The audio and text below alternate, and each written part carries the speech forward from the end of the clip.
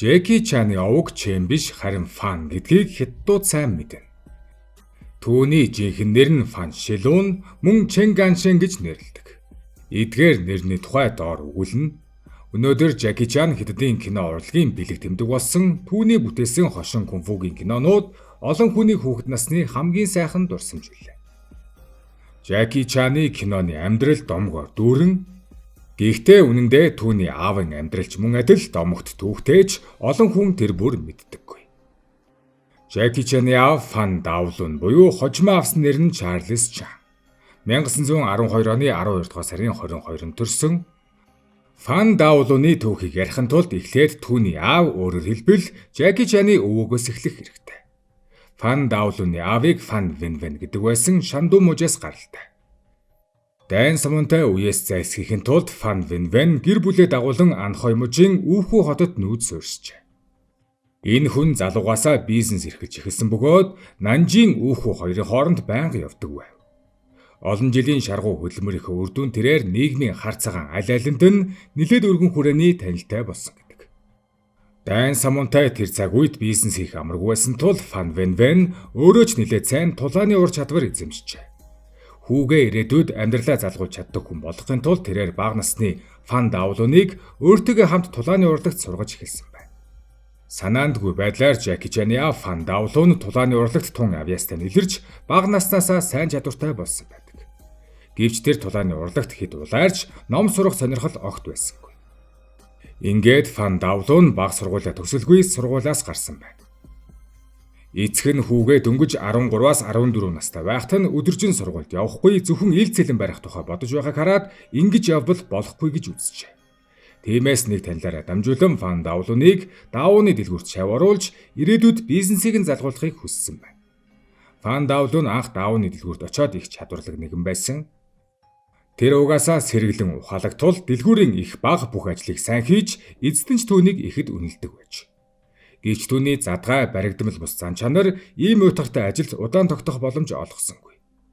Хэдэн жил ажилласны дараа Фан Даолуны амьдрал утгагүй санагдаж эцэст нь ажилласаа гарчээ. Хэсэг хугацаанд гэртээ байсны дараа тэрээр залуугаараа ингэж гэртээ сууж болохгүй гэдгийг ойлгон бодож тунгаасны эцэст цэрэгт явахаар шийдсэн байна. Учир нь өөрийнх нь кунфу чадвар армид хоол болох нь гарцаагүй гэж тэр бодсон. Хүүгийнхээ шийдвэрийг сонсоод Фан Вэнвэн ч бас цэрэгт явах нь зөв сонголт гэж үзсэн байдаг.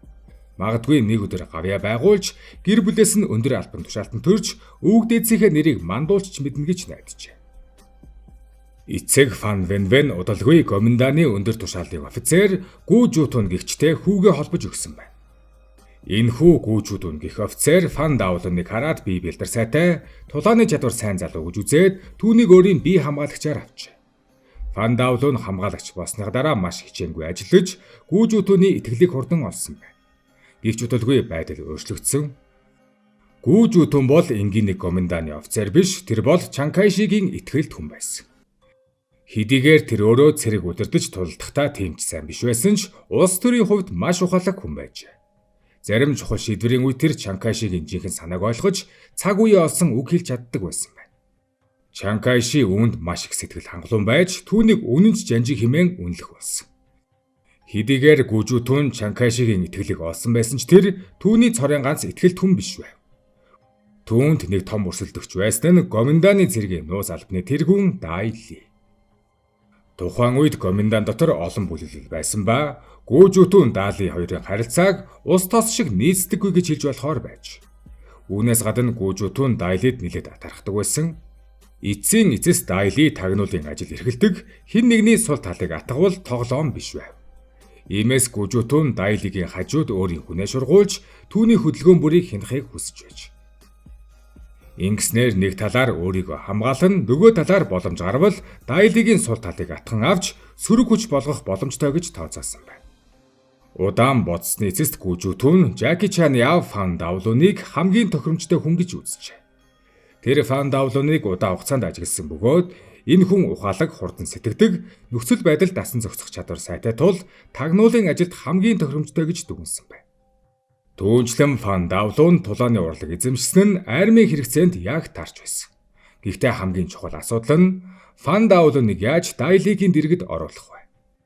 Энэ асуудлаас олж гүүжүүтүүн толгой гашилгаж байтал тэнгэрээс боломж бууж иржээ.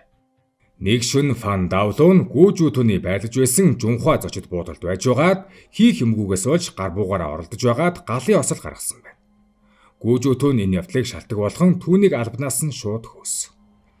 Илүү бодит харагдуулахын тулд гүүжүүтүүн өөрийн төлөвлөгөөг Фан Давлунд огт хэлээгүй.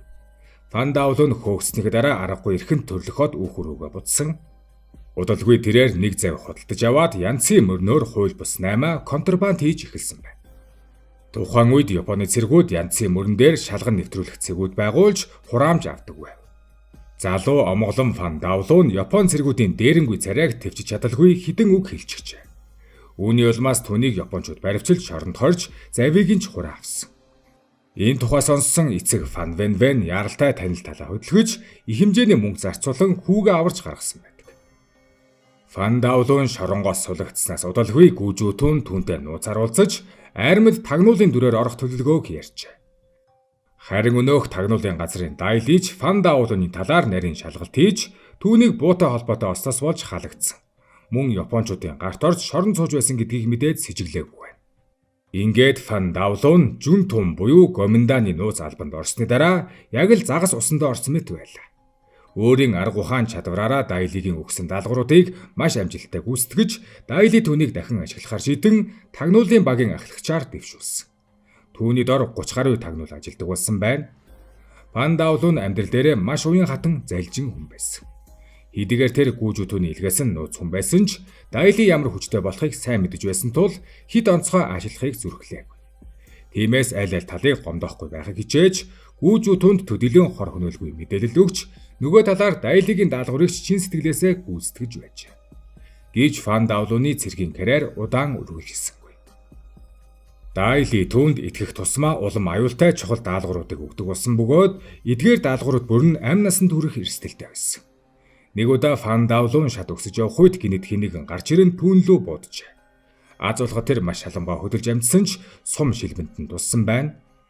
Өөр нэг удаа гудамжаар явж байхад нь халлага үлдэгдэж сум чихнийхэн дэрэгдүүр шунган өнгөрчээ.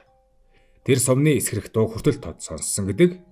Хэрвээ сум жаахан л хазаасан бол тэр дорой амь насаа алдах байлаа. Ийхүү үхэлтэй нүүр тулсан мөчүүд дараалан тохиолдох тусам Фан Давлун аажмаар ухарч эхлэв. Тагнуулын ажил хэтэрхий аюултай, тэр үүний төлөө амиа алдахыг хүссэнгүй. Гэвч тэр Дайлигийн зан чанарыг маш сайн мэдэж байсан. Жүнтун буюу нууц алба бол дуртай үедээ орж дуртай үедээ гарч болдог газар огт биш байв. Тиймээс Фан Давлун өөртөө гарц гаргах ухаан сэтсэн. Нэг удаагийн даалгавар гүйцэтгэхдээ тэр санаатаагаар алдаа гаргаж өөрийгөө илчлүүлснээр даалгаврыг бүтэлгүй болгосон байна. Үүнийг мэдсэн Дайли уур хилэнд бадарч түүнийг шууд хөөсөн. Жүнтунгаас амжилттай гарсны дараа Фан Давлун Нанжин хотод майлан даавны худалдаа эхлэв. Эцгийнхээ харилцаа холбоонд тулгуурлан бизнесэн цэцгэлж тэр тогтвортой элбэг хангалуун амьдрал эхлэнэ гэж бодож байлаа. Гэвч тайван амьдрал удахгүй эвдэгдэнэ гэж тэр огтхонч төсөөлсөнгүй. 1937 оны 7 дугаар сарын 7-нд Хятад төдөөгүй гадаад дотоодыг цочроосон Луго Цяо гүрний хэрэг гарч Япон улс Хятадд халдан довтолсон юм. Удалгүй Нанжин хотын аимшигт хэрэг гарсан. Фан Давлун аргагүй эрхэнд бизнесээ орхиод гэр бүлийнхээ хамт зүгтхаас өөр сонголтгүй болов. Гэвч азгүйтэл дахин нүүрлөв. Оргох замд нь түүний аав болон эгч нь Японы нисэх онгоцны бөмбөгтөлтөнд амиа алдаж, харин Фан Давлун ганцаараа Чүнчин хотод хүрч чаджээ. Фан Давлун Чүнчинд удаан тогтсонгүй. Тухайн үед Чүнчинд дөрвөсөд хэд олон, харин түүний гар дээрх мөнгө тун баг байв. Аргаа барсан Фан Давлун эцэст нь эрсдэл хүлээн дахин төрлөх хот Үүхүрүүгээ буцахаар шийдсэн байна. Байдал баг зэрэг намжихад Үүхүү хотод Фан Давлын энэ овогтой бүсгүйтэй гэрэлтэж тэд хоёр хүүтэй болсон юм. Том хүүг нь Фан Шидэ, баг хүүг нь Фан Шишэн гэдэг байв. Ингэж 4 ам бүлтэй гэр бүл Үүхүүд 10 гаруй жил амьдарч 1948 оны чөлөөлтийн өмнөх үе хүртэл тэндээс сурсан байна. 1948 он гэхэд Фан Давлын Гоминданы хүч анх үед бүрэн мөхөж байгааг ойлгожээ. Өөрөө өмнө нь Гоминданы тагнуулж байсан тул Үүхүүд үлдэхээс имэж эхнэр хүүхдээ орхин ганцаараа Шанхай руу зугтсан байна. Шанхайд очиход түүнд дахин даалгавар өгсөн ба эхлээд гэмт бүлэглэлд нэгдэж дараа нь хууль бус 8-аг мөрдөн шалгах ажилд томилогджээ. Яг энэ үед л тэрээр амьдралынхаа 2 дахь эмэгтэй болох Чэн Лилитэй танилцсан байна. Чэн Лили ч мөн Үүхүүгийн хүн байж Тэрээр өмнө нь гэрэлсэн байсан ч нөхөр нь амиа алдсны дараа Шанхайд ирж айлд үйлчлэгчээр ажиллаж эхэлсэн байна. Харин хожим нь хар тамхи опиум наймаалж доод ертөнцид нэрд гарсан нэгэн болжээ. Фан Даолин хууль бус намайг шалгах явцдаа Чен Лилитэй таарч тэд бие биедээ ихэд таалагдсан байна. Түүнийг барихын оронд Фан Даолин опиум нууцаар тээвэрлэхтэн тусалж улмаар хоёр хүн хамт амьдрах болсон. 1949 онд Гоминданы ялагдал нэгэнд тодорхой болж тэд Тайвань руу ухарч эхэлсэн байна. Фан Даолин анх Тайвань руу явахыг хүссэн ч усан онгоцны тасбар олдоогүй бөгөөд үлдвэл тооцоо хийлгэх вэ гэж айсандаа Чен Лилитэй хамт Хонконг руу дөрвөн очжээ. Хонконгод ирснийхээ дараа Фан Даолин нэрээ Чен Жипин болгон өөрчилж Америк нэгдсэн улсын Хонконг дахь консулын газарт тогоочоор ажилд орсон байна. Харин түүний Америк нэр нь Чарльз Чан болон хуурсан юм. Найз бүсгүй Чен Лили ч мөн тус консулын газарт гэрийн үйлчлэгчээр ажиллаж ийхүү тэд Хонконгд суурьсан юм. 1954 онд илүү буюу 12 сар тээж байж Чен Лили нэг хүү төрүүлсэн. Хүүхэд Хонконг төрсөн тул Фан Даолин түүнд шинэ овгороо Чен Ганшин хэмээх нэрийг өгчээ. Энэхүү хожим нь бэлхэд алдартай Жаки Чан болсон юм. Хожим нь Америк нэгдсэн улсын консулын газар Австрали руу нүүж шилжихдээ тэд Фан Даолины хоолнд дуртай байсан тул түүнийг дагуулan явахаар шийдсэн. Ингэснээр Фан Даолин Австрали руу нүүсэн байна. Гэвч тэр хүүгээ Хонконгод үлдэж амьдрах нь зөв гэж үзээд Чан Ганшин буюу Жаки Чаныг Ю Жаньюны жүжигийн сургуульд явуулж 10 жилийн гэрээ байгуулан тулааны урлагт сурвалсан юм. Нас ахихын хэрээр Фан Даолин үүхэд үлдсэн хоёр хүүгээ маш их сандагуулсан байна. 1982 онд холбогдох байгууллагуудын зохион байгуулалтаар тэрээр олон 10 жилийн дараа хоёр хүүтэйгээ дахин уулзжээ. Хожимо 2008 онд Фан Даолин буюу Чарльз Чан 93 наснда Хонконгод өвчний улмаас нас барж ийхүү домогт нэгэн амьдрал өндөрлсөн байна.